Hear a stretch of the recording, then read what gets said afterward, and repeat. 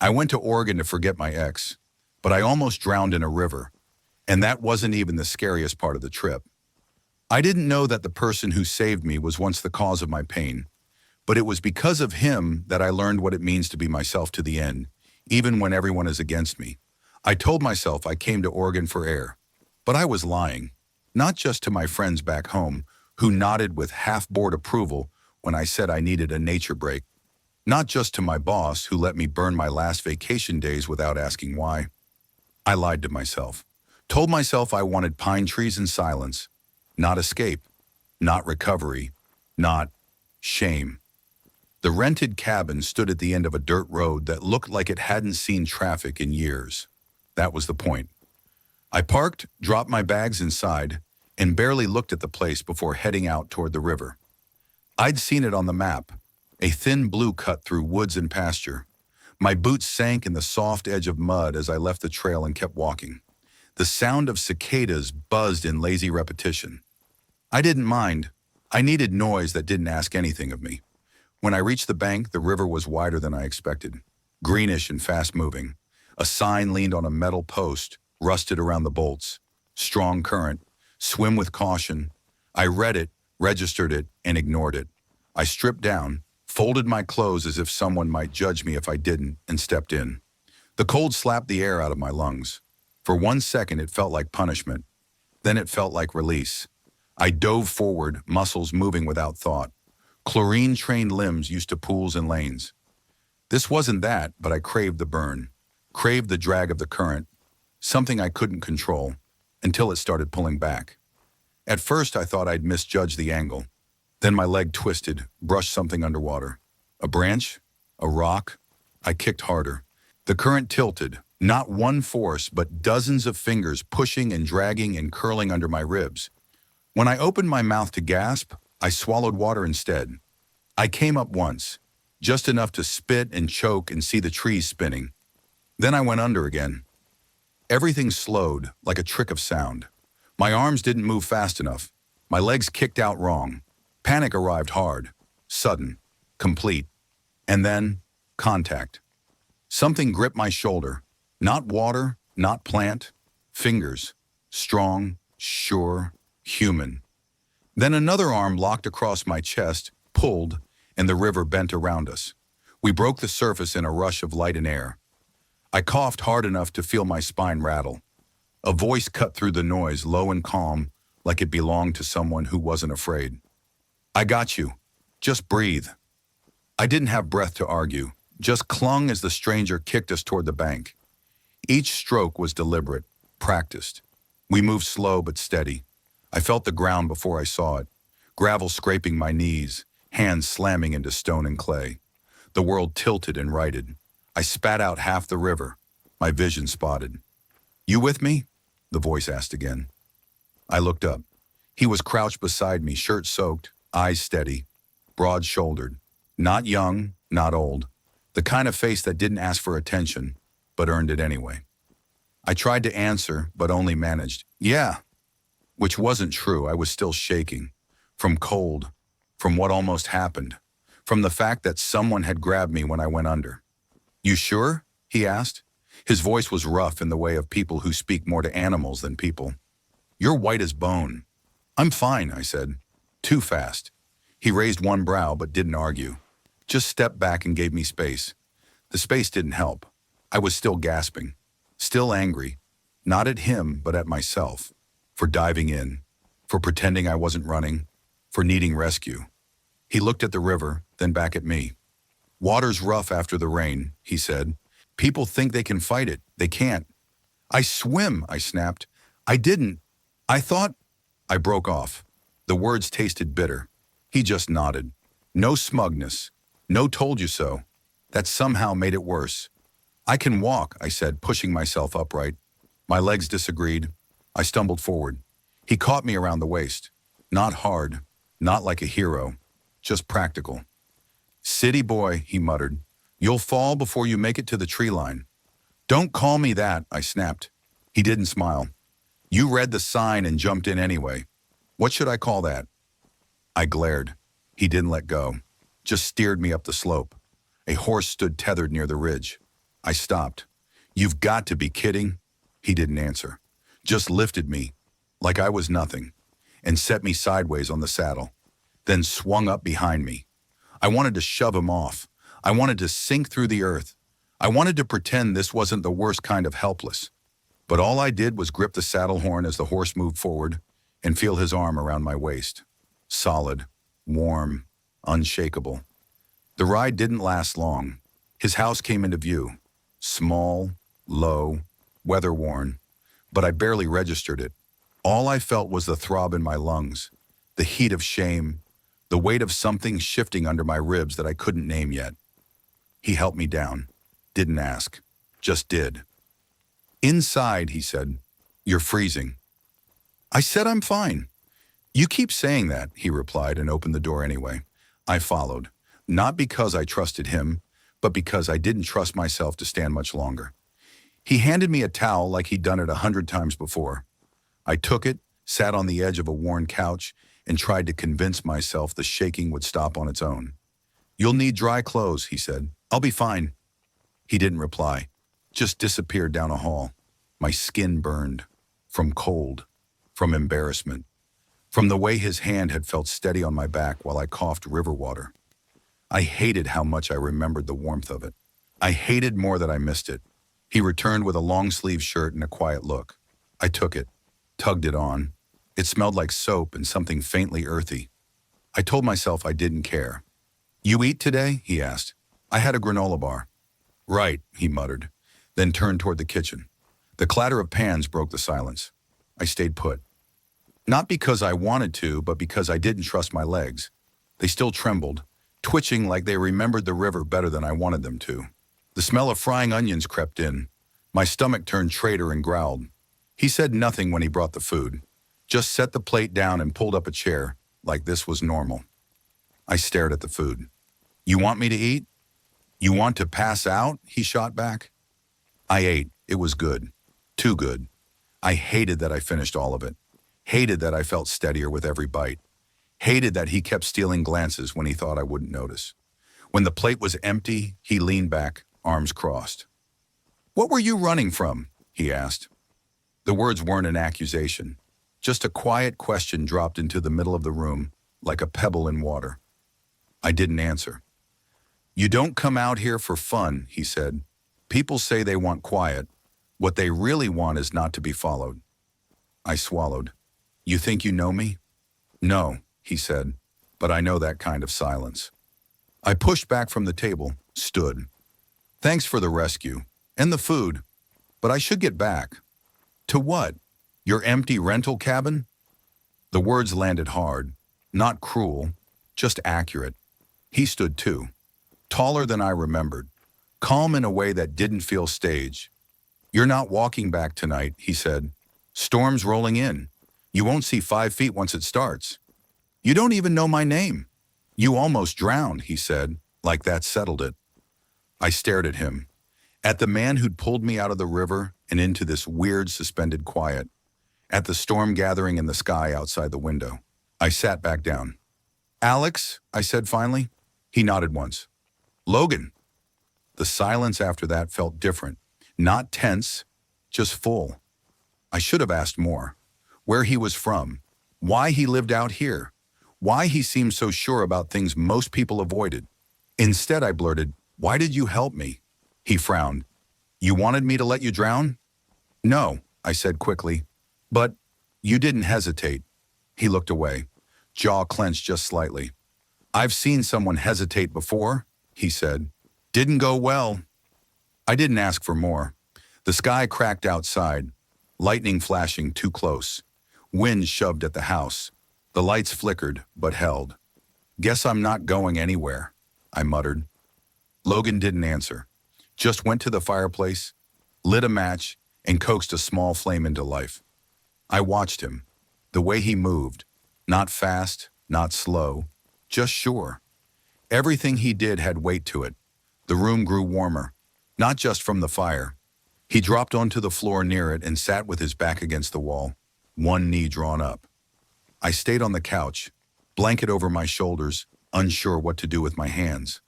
We sat like that for a while. Storm outside, quiet inside. I found myself saying more than I meant to. My ex, I said. I thought he was it. Moved in together, made plans, told my family. Big mistake. Logan didn't move, just listened.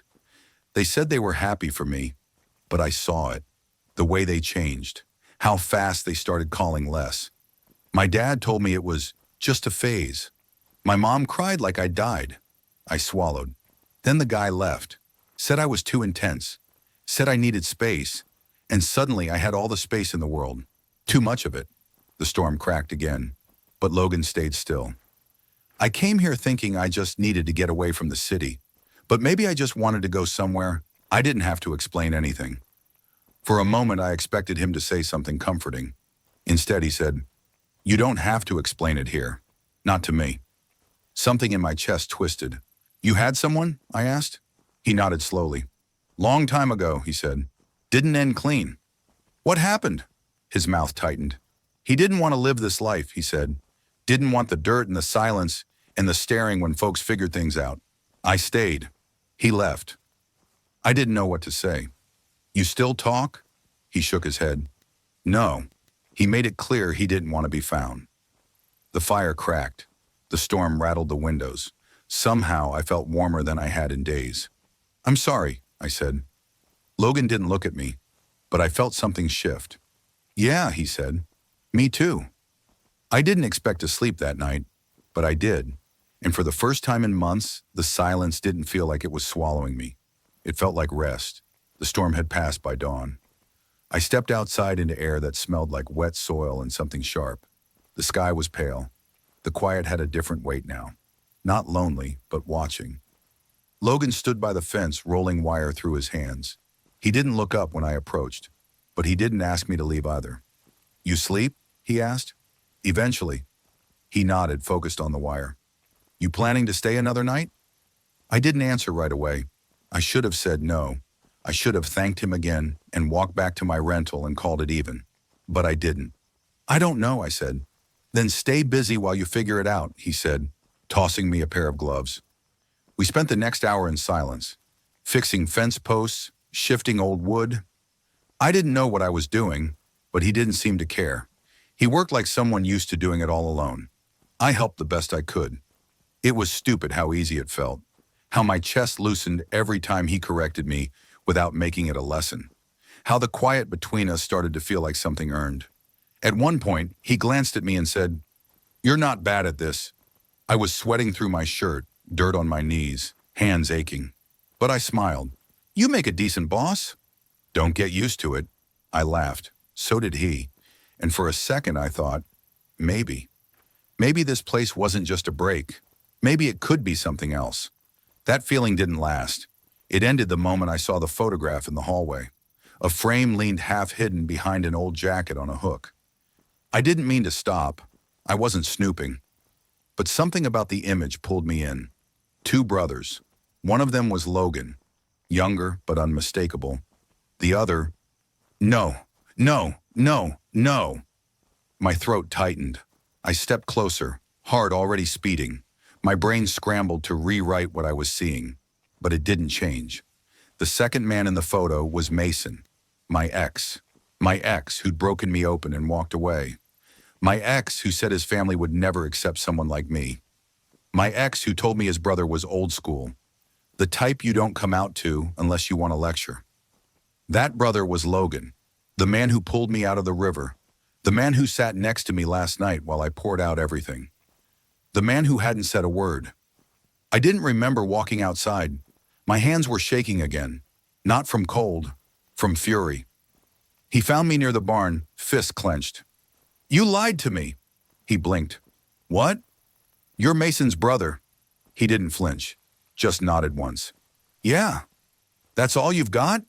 He stepped closer, slow, like approaching something about to bolt. "I didn't lie. I just didn't say it." "That's the same thing." "No," he said calmly. "It's not. You knew who I was, from the beginning." He hesitated. That was answer enough. "I didn't know for sure at first," he said. "I hadn't seen a picture of you, just stories. Then that night after the river, I figured it out. And still didn't tell me. He looked away, jaw tight. What would it have changed? Everything. Silence stretched between us. It wasn't calm anymore. He told me you were part of the reason he left, I said. Said his brother wouldn't accept it. Logan's head snapped back. That's what he said? He made it sound like you pushed him out. Logan let out a sharp breath. I told him not to lie to Mom. I told him to be honest, to stop hiding. He didn't want that. Said it was easier to go than to stay and be seen. I didn't know what to believe. The past twisted on itself, dragging my chest with it. You could have said something, I said quietly. Anytime. And risk losing this? He shot back. Whatever this is, you came here wrecked. I wasn't going to pile on with my family's wreckage too. You made a choice for me. I made a mistake, he said, but I didn't do it to hurt you. I turned away. My skin felt too tight, my breath too loud. I can't do this, I muttered. He didn't follow. That night I didn't sleep. I packed my bag, sat on the edge of the bed until the first light broke through the window. I didn't say goodbye. I didn't leave a note. I just walked. The rental cabin was colder than I remembered, the silence no longer comforting. I stood in the middle of the room, backpack at my feet, and felt nothing, or too much. I wanted to scream. I wanted to forget his voice, his hands steadying me, his stupid calm, his lies. And yet, the river played in my head. That moment I'd been pulled under, breath burning, fear tightening around my chest, and the hand that found me, the voice that said, I've got you.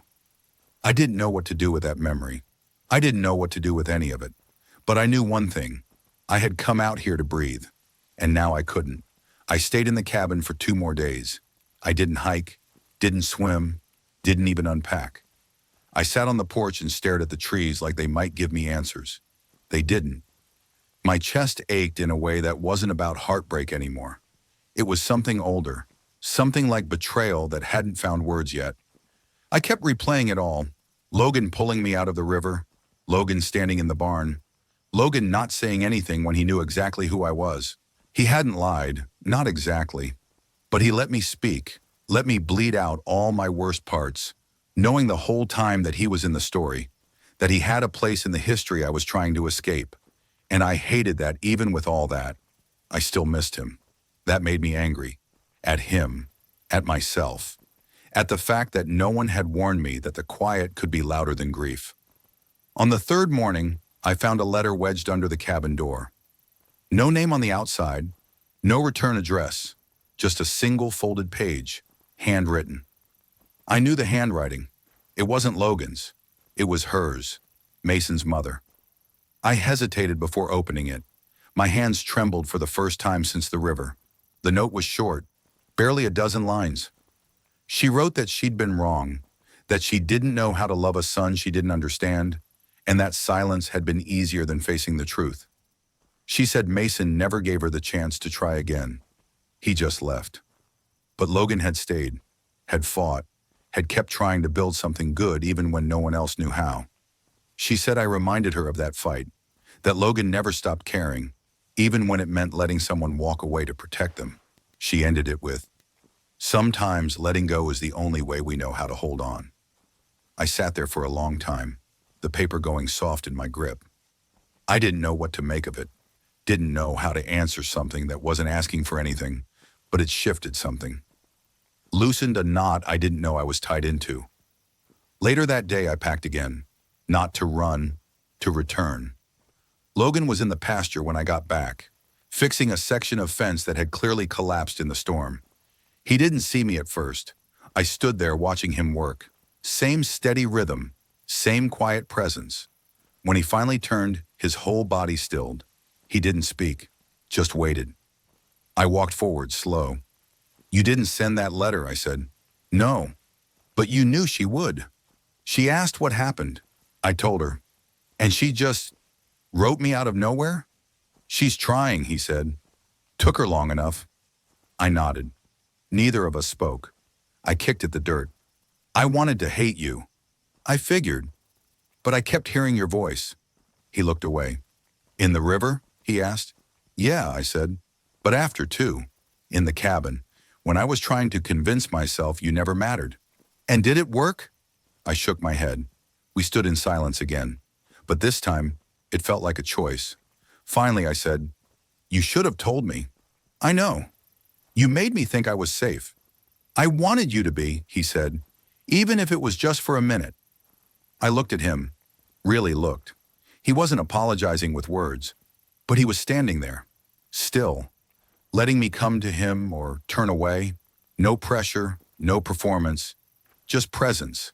And I realized something that stopped me cold. No one had ever stayed before. Not like that. Not with all the ugly parts laid bare. "I'm still angry," I said. "I'd be worried if you weren't. But I'm here." "I know," he said. He didn't step forward, didn't reach for me. So I did, only a little. Just enough to close the distance between the past and whatever this was trying to become. I stopped a foot away. We stood in the stillness of that choice. "I don't know what comes next," I said. He met my eyes. "Then we figure it out slow." And for the first time, that sounded like enough. We didn't name it. There was no speech, no dramatic kiss in the rain, no sudden clarity. Just days that folded into each other, work that didn't ask for anything except our hands, and silences that felt less like distance and more like space. I stayed. At first it was practical. The cabin rental was ending, and Logan didn't say no when I offered to help finish the fence. I thought we'd circle each other in half-truths, but the days didn't leave room for performance. Out here, you woke up early, got your hands dirty, and slept hard. And when you spoke, it mattered. We talked about things that had nothing to do with the past. What his father used to say when they worked the same land. The way I used to walk the city at night when I couldn't breathe. The music we missed. The foods we hated. The people we didn't call back. One morning he handed me the reins without asking. Trusted me to lead while he fixed a busted trough. Something about that trust hit harder than any words. And then one night, after a long day and too much sun, I asked, "Why didn't you leave when Mason did?" He didn't answer right away, just stared out at the pasture. "Because running wouldn't have fixed anything," he said. He thought love meant escape. I thought it meant staying. And now? "I don't know," he said. "I'm still here." So was I. I didn't ask what we were, didn't ask what he felt. I didn't need to, because some mornings I'd find coffee waiting for me. Because when I messed up a task, he corrected me without making me small. Because when I couldn't sleep, I'd walk outside, and somehow he'd already be there, leaning against the railing, waiting without asking why. One evening we drove into town. Not far, a supply run. But something about being seen together in public made my throat tighten. People nodded at Logan. Some looked at me longer than I liked. A man by the register stared a little too long at the space between us. Later I asked, "They know?" "Some do," he said. "The rest guess. Doesn't matter much anymore." "It used to." "Yeah," he said, "but hiding costs more than honesty." That stuck with me.